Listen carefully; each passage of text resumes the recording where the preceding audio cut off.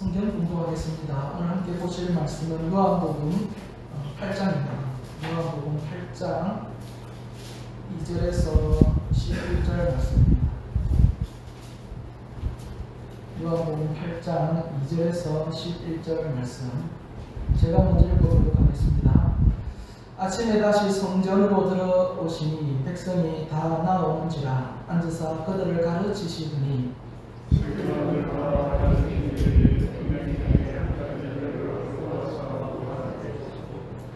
예수께 말하되 선생이여 이 여자가 가늠하다가 현장에서 잡혔나이다.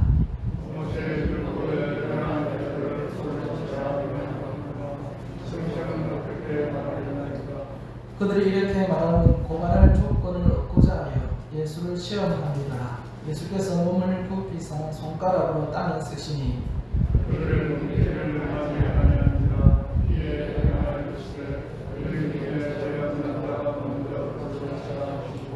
다시 몸을 굽혀 손가락으로 땅에 쓰시니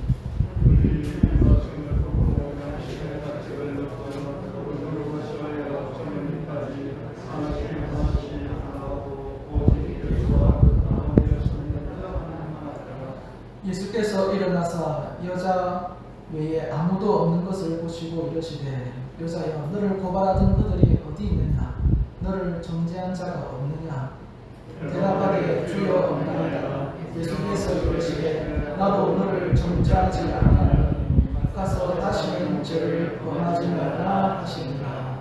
아멘. 네, 반갑습니다. 날이 조금 많이 듣기는 아직도 좀 드문 건 있는데 좀 많이 좀 시원해진 것 같습니다. 과거 일본의 영화 중에 일본 기독교인의 순교에 관한 내용을 다룬 영화가 한 편 있었습니다. 그것이 메인 주제는 아니었고 다른 내용의 영화인데 그게 아마 서브 내용으로 해서 좀 나온 그런 영화가 있었습니다. 지금 일본 기독교 인구야 1%가 안 되는데 그 당시에는 국민들 대부분이 기독교를 믿고 그럴 때가 이번에 있었습니다. 그런데 정부에서 이 기독교를 박해하는 때가 온 거죠. 그래 그 박해를 받는데 이제 일본 기독교인들에게 이제 선택의 시간을 그겁니다. 배교를 할 거냐 아니면 순교를 할 거냐.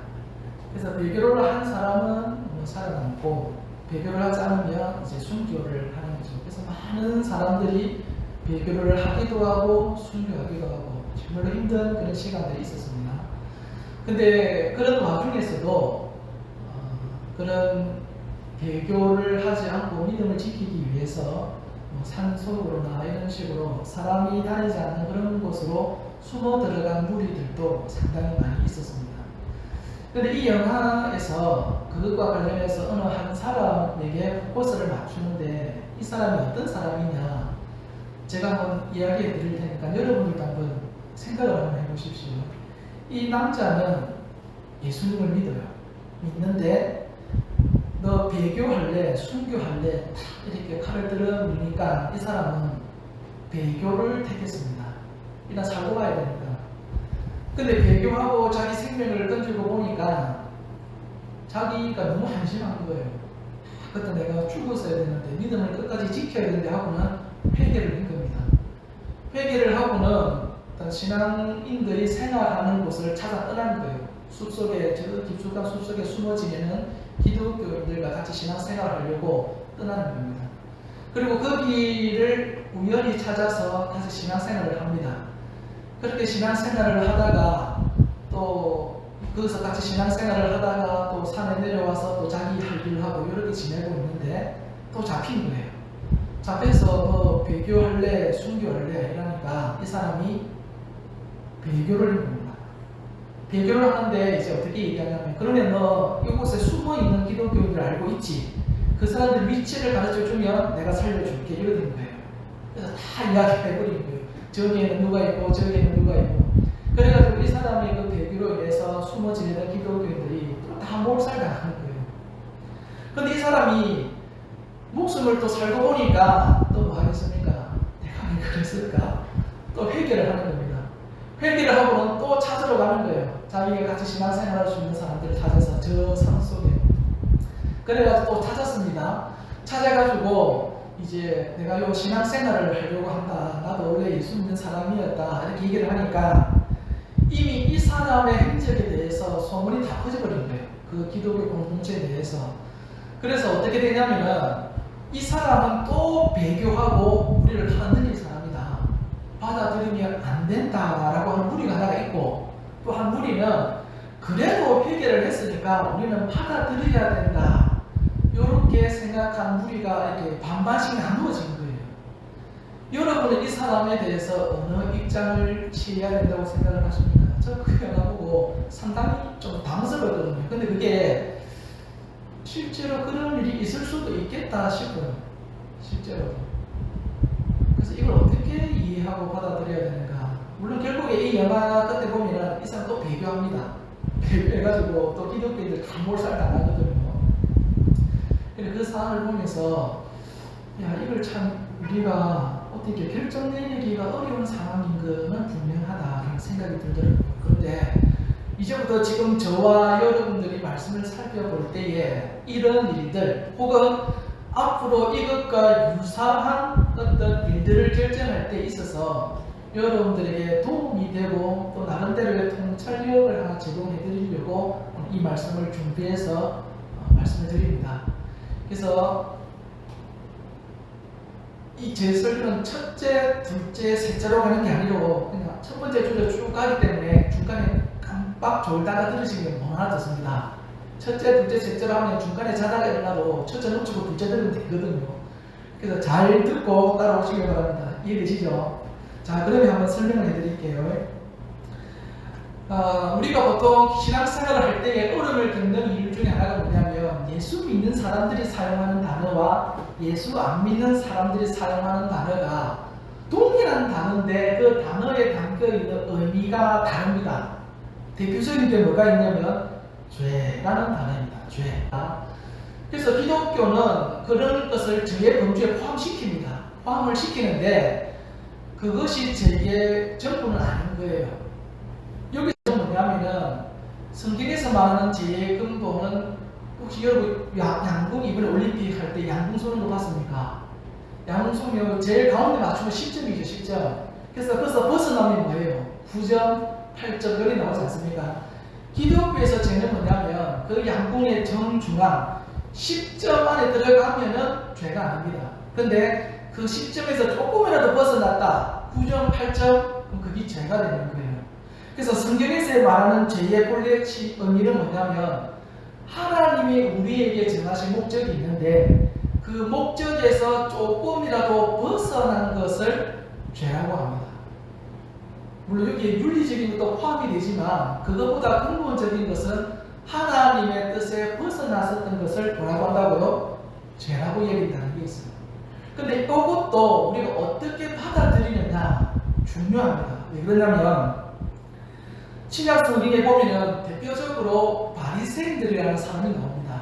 이 바리새인들은요 죄의 유무를 결정하는 잣대로서 무엇을 제시했느냐면 율법을 제시합니다.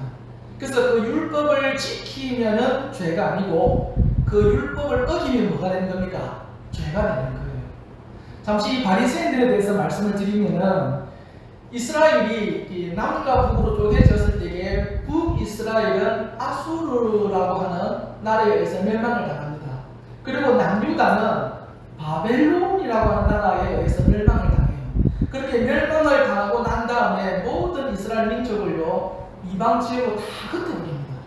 그렇게 흩어져가지고 고향을 떠나서 살고 있는데 이 고레스라고 하는 왕이 나와서는 뭐라고 이야기했냐면 유대인들에게 자기 나라에 돌아가서 성전을 지을 수 있도록 명령을 내립니다. 기적과 같은 일이 벌어진 거죠. 그래서 이방 지역에 흩어져 있던 이스라엘 민족들, 소수의 민족들이 모여서 이스라엘 포로기함을 해서 성전을 짓습니다. 성전을 짓고 난 다음에 이스라엘 백성들 속에 어떤 생각이 싹 트냐면은 이스라엘 민족은요 자기 민족에 대해서 선민 사상이 있습니다. 우리는 하나님으로부터 택함을 받은 민족이라서 다른 이방 민족과는 비교가 안 돼. 저 이방 민족은 사람도 아니고 인간 이하의 존재로 생각하고 있었거든요.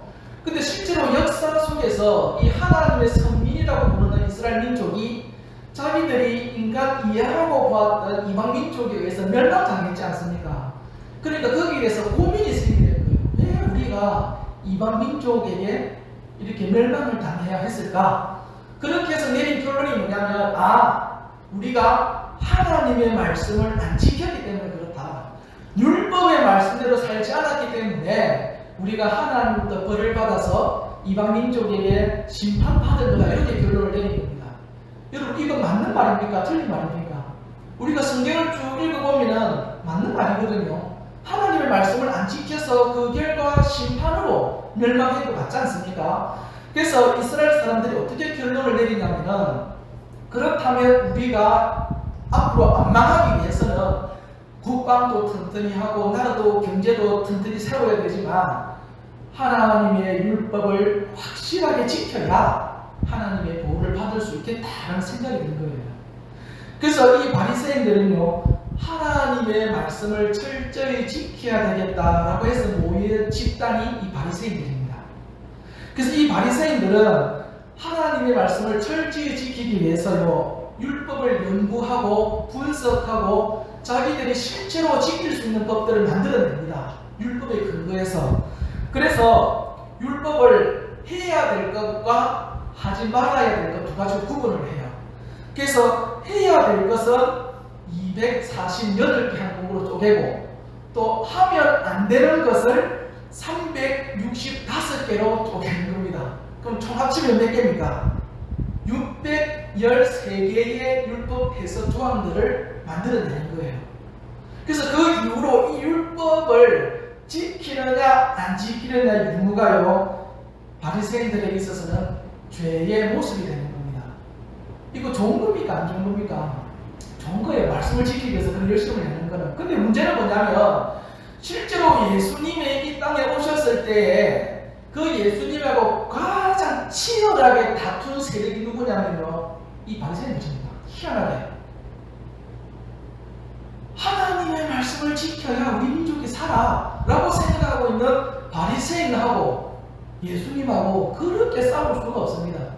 성경에 보면 고상한 언어로 표현되어 있지만 예수님 말씀들을 보면요, 온갖 욕들을 다 씹어놨어요. 바리새인들한테. 막 독사, 말이 좋아 독사하지, 인따로 얘기하면 개 아닙니까, 개. 그래서 바리새인들에게 온갖 욕설을 하신다고, 야단치시고. 그러면 뭔가 바리새인들이 말하려고 하는 그 율법에 문제가 있는 겁니까, 없는 겁니까? 있다라는 거예요. 어떤 문제가 있느냐? 예수님은 이 율법을 해석하는 데 있어서 바리새인들과 조금 결을 달리 하셨습니다. 어떻게 달리 하셨냐면, 예수님은 생각하신 그 죄라는 것은 율법의 조항을 어기는 것으로 보지 않았습니다. 예수님에게 있어서 율법은 뭐냐면, 아까 제가 맨 처음에 말씀드렸다시피 관역에서 화살이 벗어나는 것, 하나님의 본래의 목적에서 벗어난 것을 죄라고 생각을 하신 겁니다.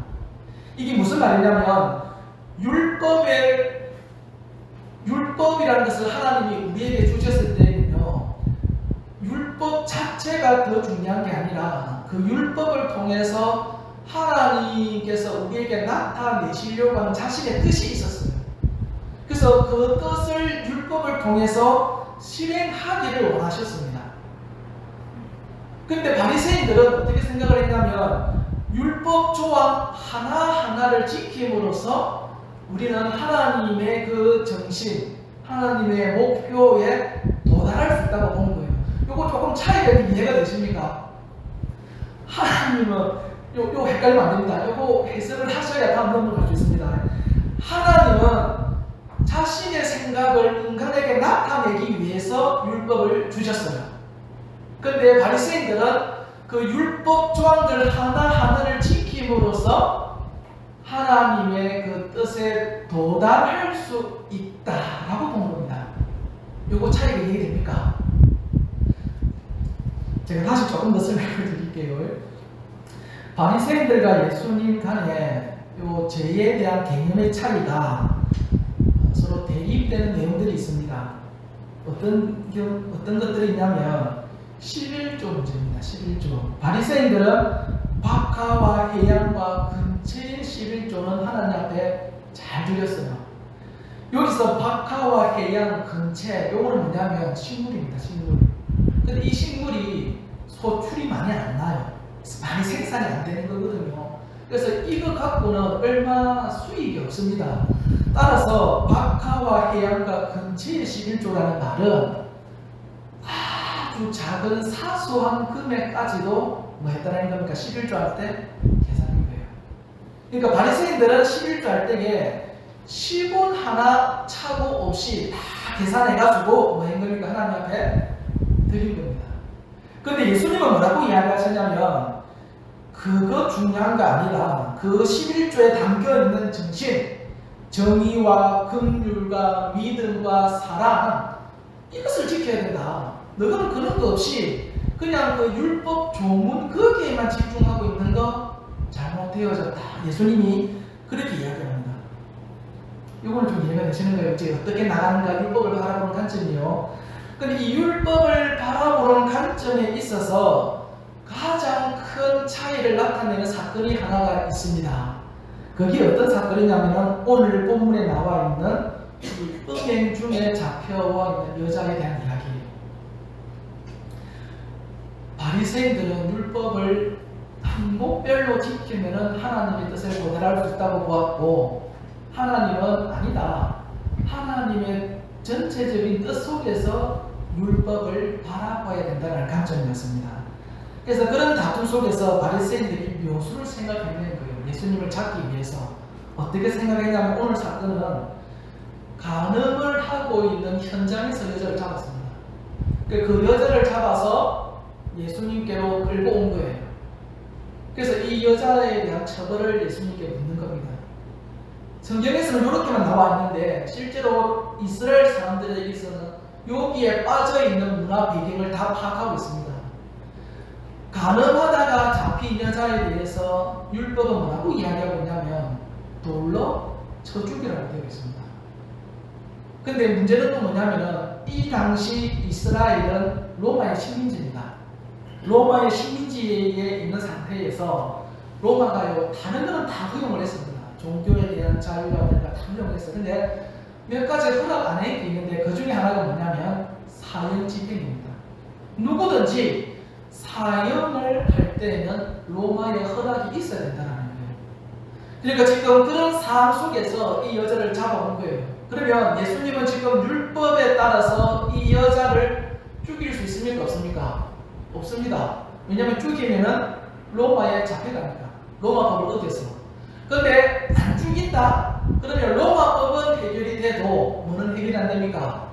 율법 조항은 어기게 되는 거예요. 굉장히 난감한 상황이거든요.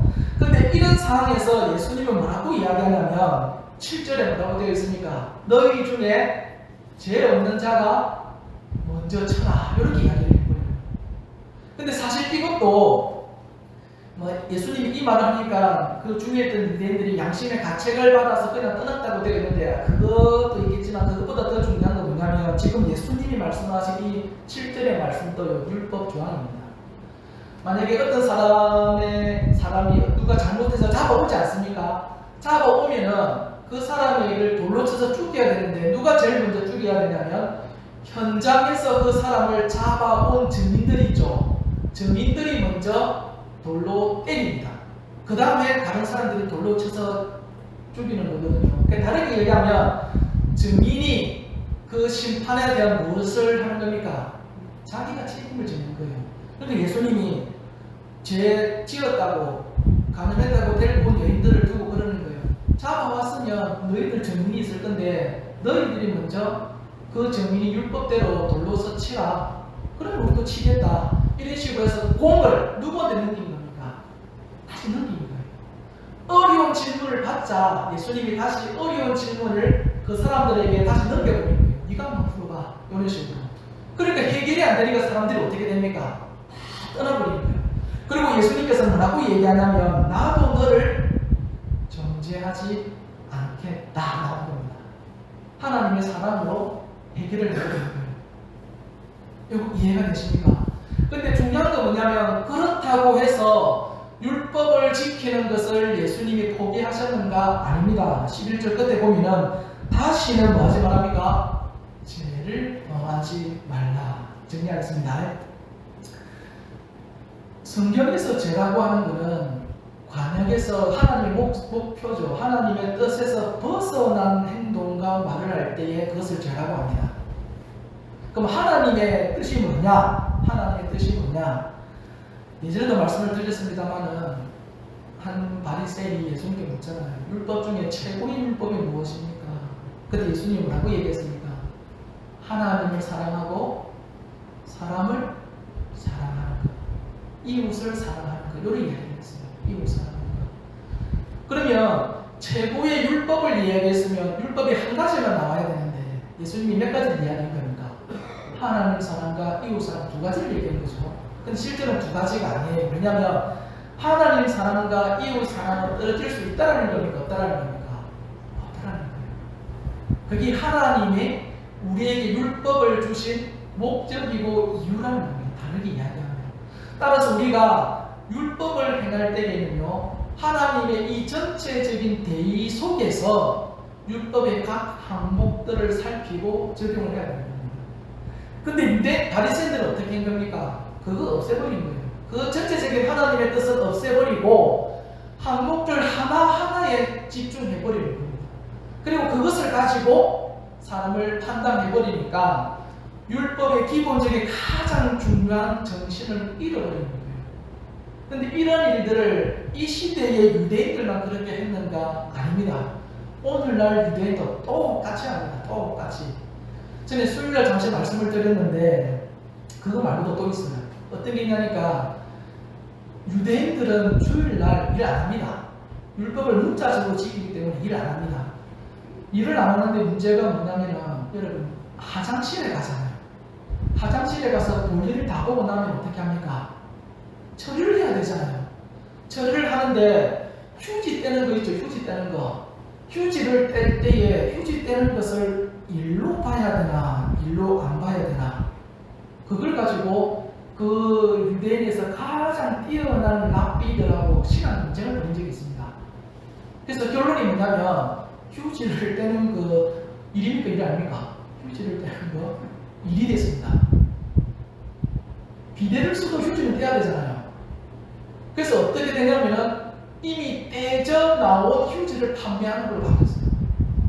그럼 일이 아니니까. 우리가 하나님이 율법을 주신 근본 그 정신을 잃어버리고 율법을 항목별로만 접근하면요 대도 않는 일이 생깁니다. 우리가 신앙생활 할 때도 마찬가지입니다. 우리가 안식일을 지킨다, 우리가 하나님 앞에 헌금을 한다, 교회에 헌신을 한다, 이 모든 것들이 우리에게 하나의 율법 조항으로 올 수가 있는 거예요. 그래서 이런 거 하나하나 잘 지키면 나는 신앙이 좋은 사람이 되는 거고, 혹여나 그것을 어기거나 하면 그 사람은 신앙이 없는 사람으로 인정받을 수가 있는 거예요. 가끔 새벽 기도 할 때 보면은, 예전에 그렇지 보면은 제일 위험한 사람이 평생 새벽 기도 안 오다가 가끔 하루 무슨 은혜를 받았는가 새벽 기도 나오는 분이 있어요. 그럼 이분이 새벽 기도 오면은 그냥 본인 기도하고 은혜 받고 가면 되는데 꼭 불러봅니다. 누가 왔는가 안 왔는가 그냥 불러요. 그리고 와야 될 사람이 안 오면은 목사님한테 와서 그런 얘기를 해요. 왜 이분은 와야 되는데 안 왔냐고. 그 보면은 그분은 결석하다가 그날 하루 온 거고, 그분은 평생 다니다가 그날 하루 안 온 건데 어째 그게 이렇게 떨어져가지고 그렇게 또 질책받는 경우가 있더라고요. 그런 식으로 신앙생활을 하면 율법을 어떻게 접근하는 겁니까? 바리새인들처럼 접근하는 거예요. 그런데 우리가 하나님의 이런 율법들을 지키는 이유는 무엇이 선행되는 겁니까? 하나님에 대한 사랑과 그분으로부터 받은 은혜를 바탕으로 해서 우리가 하나님 앞에 이런 율법의 조항들을 지켜나가는 겁니다. 그래서 우리가 하나님 앞에 신앙생활할 때 가장 중요한 것이 뭐냐? 내가 하나님으로부터 받은 은혜를 깨닫는 겁니다. 하나님이 우리에게 베풀어 주신 은혜와 그 사랑의 깊이를 먼저 깨닫는 겁니다. 그러면요 바리새인들과 같이 율법을 우리가 접근할 수밖에 없고, 그것은 본인뿐만 아니라 교회 공동체에도 여러 아픔과 많은 원인들을 제공할 수 있게 되더라는 겁니다. 이제 마지막으로 한 가지만 더 말씀을 드리고 마치도록 하겠습니다. 하나님께서 우리에게 율법을 허락하여 주셨을 때 그 목표되는 것이 뭐였습니까? 하나님 사랑과 이웃 사랑이라고 했습니다. 그래서 바리새인 중에 한 명이 묻기를, 하나님 이 이웃은 누구입니까? 라고 물은 적이 있습니다. 보통 우리는 이웃이라고 하면 내 옆에 가까이 있는 사람을 이웃이라고 생각할 수가 있습니다. 그런데 예수님은 이 이웃과 관련해서 선한 사마리아인의 비유를 이야기를 하십니다. 선한 사마리아인의 비유가 뭐겠습니까? 한 사람이 강도 맞아 쓰러져 있는데 다른 많은 유대인들과 제사장들은 그냥 지나갔는데 유대인들이 무시하는 사마리아인이 그 사람을 도와줬다는 거예요. 그래서 예수님이 하시는 질문이 이 사람의 진짜 이웃은 누구냐고 묻습니다. 그때 이 바리새인이 하는 이야기가 이 사람의 이웃은 사마리아 그 사람입니다 라고 이야기를 해요. 보통 우리는 이웃이라고 하면 옆에 있는 사람을 생각하잖아요. 그런데 아닙니다. 하나님 앞에서 이웃은요 우리의 도움을 필요로 하는 사람이 이웃입니다. 이해가 되십니까? 거리의 개념이 아닙니다. 그러면 우리의 이웃이 어디까지 확장될 수 있겠습니까? 우리의 도움을 필요로 하는 지구 전체의 사람들이 우리의 이웃이 되는 것입니다. 다르게 이야기하면 그들의 필요를 채워주고 도와주는 역할을 오늘날 교회들이 혹은 저와 여러분들이 할 수 있어야 됩니다. 우리가 다 할 수는 없어요. 그러나 우리의 영향이 미치는 범위 내에서는 그 역할들을 어떻게 찾아내어서 할 수 있어야 됩니다. 그리고 그 일을 위해서 우리가 하나님의 말씀을 새롭게 접근하고 적용하고 하는 일들이 선행되더라는 겁니다. 오늘 우리에게 주어진 시간들 속에서 하나님의 그 목표와 선하신 뜻들을 이행하며 갈 수 있는 저와 여러분 될 수 있기를 기도합니다. 기도하겠습니다. 살아계신 하나님 아버지, 우리를 구원하여 주시고 하나님의 은혜와 또 구원받은 자로 예배의 자리로 불러주신 것 감사합니다. 주께서 우리에게 구원받은 자로서 생명을 허락하여 주신 것, 우리에게 하나님께서 행하시고자 하는 사명과 뜻이 있기 때문임을 믿습니다. 우리에게 주어진 모든 역량들을 활용하여서 우리가 속해 있는 이 칠원과 하만과 또 우리가 속해 있는 이 나라 속에 우리가 섬기며 나아갈 수 있는 것들을 넉넉히 충분히 감당할 수 있도록 은혜 베풀어 주시옵소서. 살아계신 예수님 이름으로 기도합니다. 네. 이제는 우리 주 예수 그리스도의 은혜와 하나님 아버지의 크신 사랑과 성령의 감화 감동과 교통하심이 오늘 이 자리에 참석한 모든 사람들 머리 위에 지금부터 영원토록 함께 있을지어다.